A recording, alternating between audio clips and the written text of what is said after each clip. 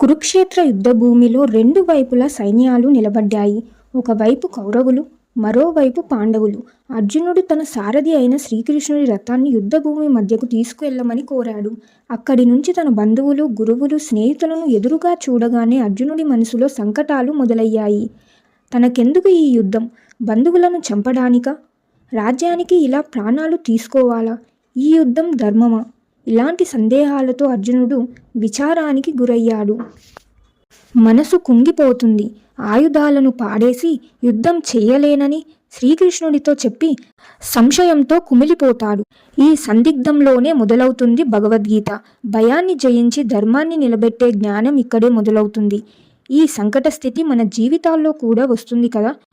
ఎదురయ్యే సమస్యలు, సంశయాలు, సందిగ్ధాలు వచ్చినప్పుడు మనం ఏం చేయాలి? ఎటువైపు వెళ్ళాలి?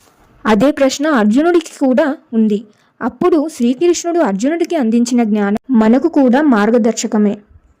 ఈరోజు మొదటి ఎపిసోడ్లో ఇదే పరిచయం. ఆలోచించండి, మన కష్టాలు, సందేహాలకు ఈ గీతలో సమాధానాలుంటాయి.